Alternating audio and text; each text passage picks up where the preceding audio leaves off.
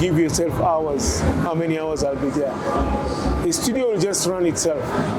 As long as you come, you do your work, and you go. You don't need a fancy space. Later on, you expand. I think the mind of an artist is like a goldfish. A small bowl, it becomes small. A big bowl. So, and I could see even me, when I moved from a small studio to a bigger one, also my pieces became a bit bigger. I know what you're saying, yeah, bro. So eventually you grow like that. But as long as it's a space, you don't need even electricity and that. Just your paint, your creativity, and your time.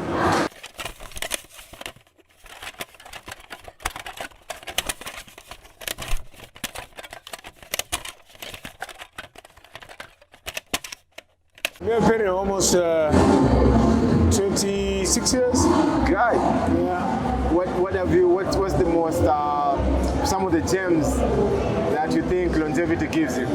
I don't know. I think just working every day and working with young people also. The more you mix with young people, the more you are fresh like them. How do you manage to not compete with them or feel the need to? No, for me, there is no compare. Just do what I do. And come up with something more creative every day. When they come in, they learn about me, they paint like me, and then they go move forward to something else. Yeah, because I wanted to ask you if it's easier for you, because if I came to paint for you, I would like with you or for you or whatever. You've earned enough to where I'll come in as a fan already. So I'm already coming to. You're already coming to impress you. Yes. Yeah. So you have like that advantage, I guess. Yes. Yeah, because I don't know. The master is not afraid of the junior. Yeah. And the artists who are afraid. They say they'll come to my studio and copy me. Yeah. No, you're creative, man. Yeah. Even you got inspiration from somebody else.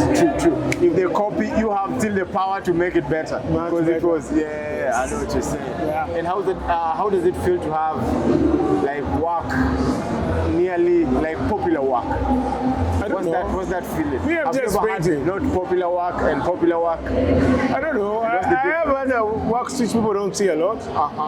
Which you have to think more a lot. But this is the commercial side a bit. So for a true artist today, business acumen is important. Branding is important. You want people to talk about your work, whether positive or negative. There are millions of artists, people don't talk about them. The one who's talked about whether positive or negative, people want to hear more. So that's the crowd we're in the mall here, somebody's come to drink Coca-Cola, but you want to convince them to buy a painting. So we are competing with Coca-Cola. So things like branding also comes in. What's your brand? What do you do? I get what you're saying. That's powerful. So an artist should not pretend that they're just doing it for fun. No, it's also business. Survival and business. You want to inspire other artists, then you have to produce things that can be sold, people to earn money. Yeah. Why do you think most creatives don't have the business acumen as mastered as the creativity? The more creative you are, like music, drama, the less business you think about. You're just thinking about your trade. It's what you focus on. So you focus on less business because it's very common. And then there are those who are very business-minded. They forget to work and start looking for market without enough work. So it's a double-edged sword. It's not just the one people that I hear you. The most important should be the work first, and then you look for the business. It's just like a factory. The guys who are in the factory don't care where the work is, the products are being sold. They're just working, but they need to be paid. And that's why the factory has got sales department. So when you're painting, you're the factory guy. When you do an exhibition, you become the salesman. When you sell, you become the manager. You need to know how to separate all those things. I get what you're saying. Yeah, you need to know how to separate and when to separate. Time time to play, time to relax, time to manage, time to sell. I like to say like exhibition is sales. You've like I've been at the exhibition interviewing, and I just now mastered that. Like exhibition is sales for an artist. That is sales, yeah. I get. And you see, Coca-Cola, breweries, they give their salesmen big cars. Yeah. So that people think out there the company is big. Perception. But the sales manager even is not given a car. His people are the ones who are given. Do you think we should incorporate a bit of that into our creativity? Yes. I mean, these things I've learned the hard way, you know. Somebody comes to my studio, buys a piece, and then tells me, hey, but you're just here. He takes me out to Norfolk Hotel.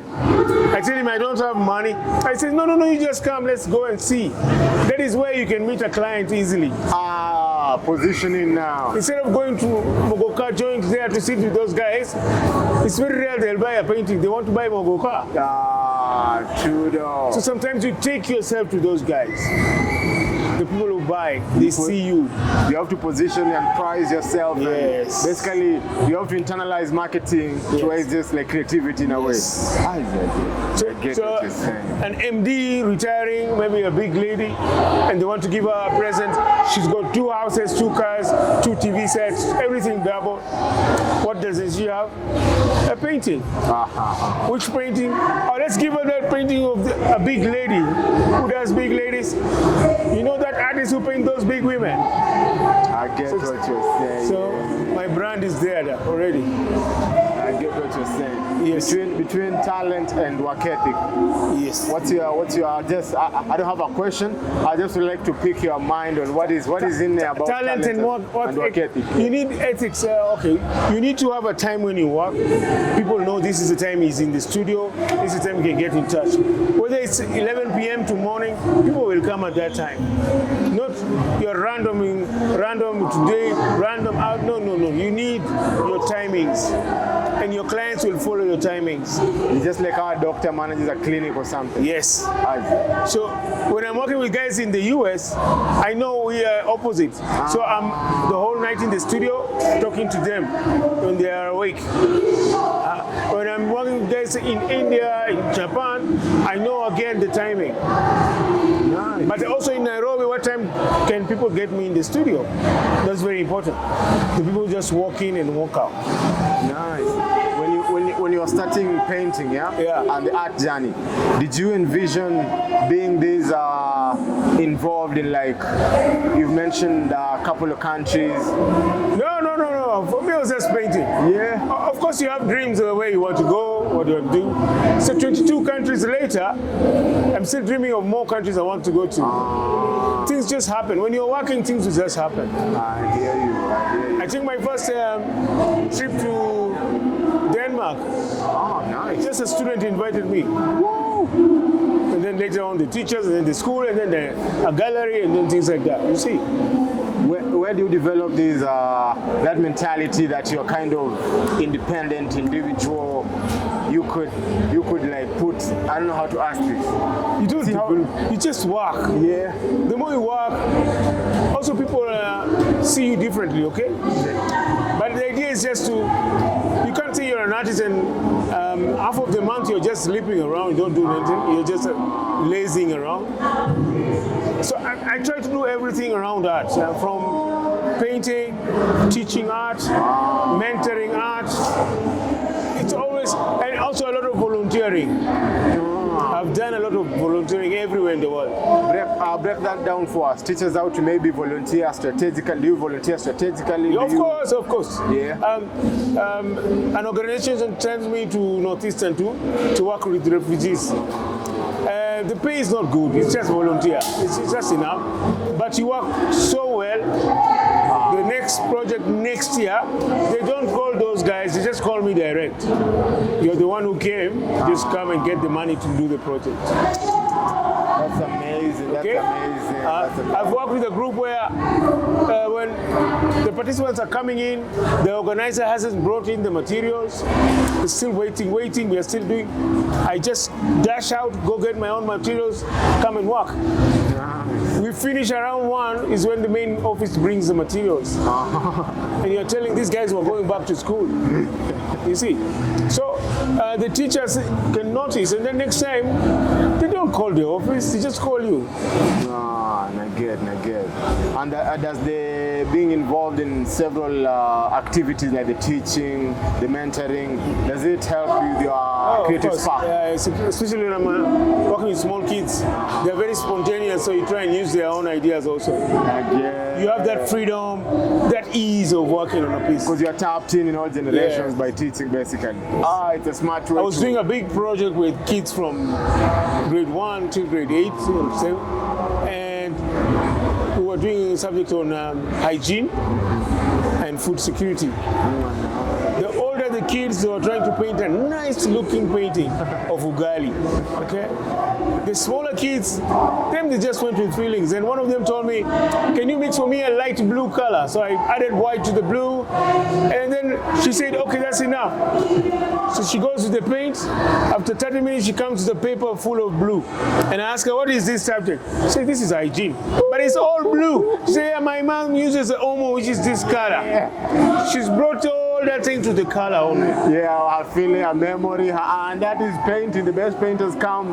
Like the thing I like about art is something I like to call, because I don't know what it's called, I call it the pretentiousness of art. Where when someone goes to pitch something, they describe it as bigger than life. And then it infuses into you like emotion and goosebumps. Then now, but it's a product. It's a product. I know what you're saying. Yeah.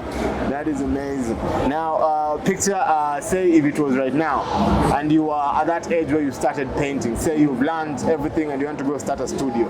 How do you, with the knowledge you gain, how do you start a studio without going through maybe the hoops that you went through as I think to start a studio is to have a space which is safe for you, where you can concentrate. And you give yourself hours, how many hours I'll be there. The studio will just run itself. As long as you come, you do your work, and you go. You don't need a fancy space. Later on, you expand. I think the mind of an artist is like a goldfish. A small bowl, it becomes small. A big bowl. And I could see even me, when I moved from a small studio to a bigger one, also my pieces became a bit bigger. I know what you're saying, bro. So eventually you grow like that. But as long as it's a space, you don't need even electricity and just your paint, your creativity, and your time. How do you start attracting people to come now? Say first you go to the exhibitions. Selling now. Look for group exhibitions. 2-man show, 10-man show, 20-man show, and the more consistent you are, people start noticing your work. And that's why I was telling you publicity in that exhibition. Oh, this guy painted very badly, but they talked about your work. Yeah. Oh, that guy painted like this.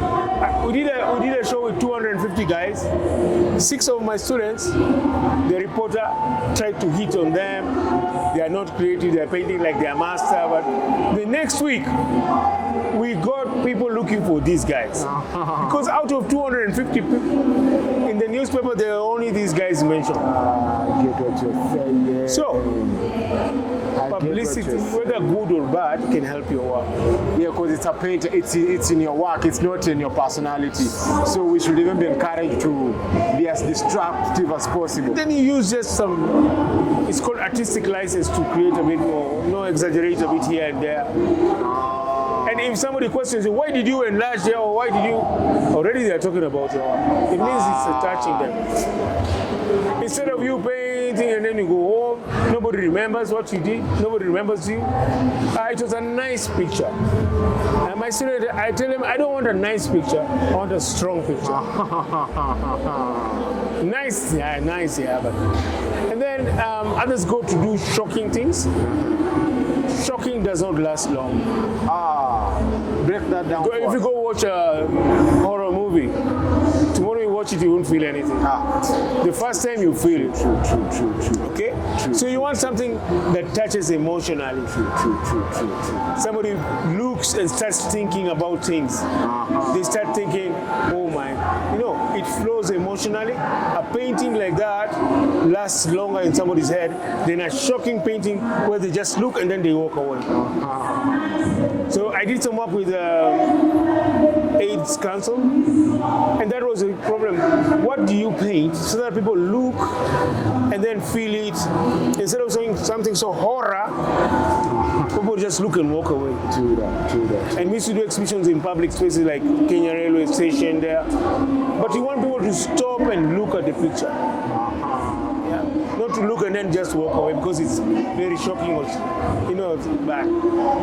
Something emotional. That's why emotional music people like. You can cry with the song, laugh with the song. True. You can't avoid it. It's like your body, it goes to places you have no control over. Yes. I hear what you're saying. Then I would like to pick your brain too on power of consistency in creativity. Consistency is very important because also for you learn. Every time you do something, you're learning something new, okay?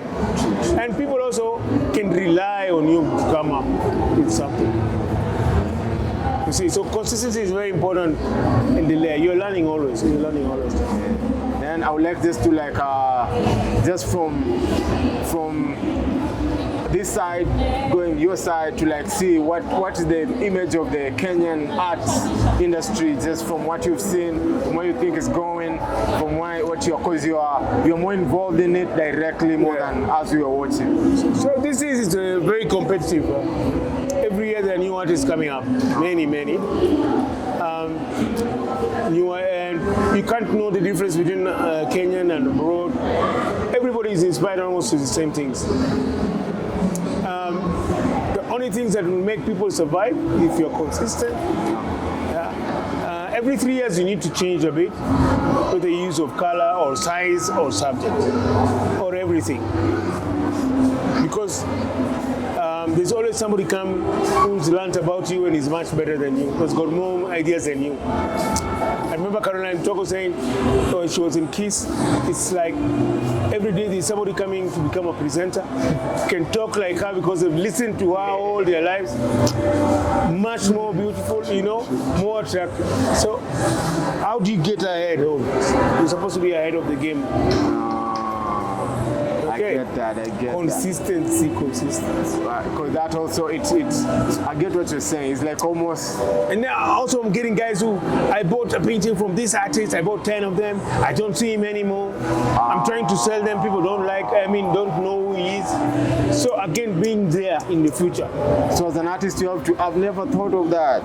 You have to also think of life of your work after them taking it from you. Yeah. And now you're supposed to it's like stock in a company. You make it always be Jesus Christ. Because the guy who's bought it maybe might want to sell it. It's an investment. Yeah, because it's a business too beyond you. There's people go and people come into the house and say, where do I get this guy? Say, stop painting. You got money, you went to Kitengela or you went to Rongai, built a house there, and now he's selling chicken. I get what you're... So then his paintings, the stock depreciates. Yes. He's nowhere. So you need to balance all those things.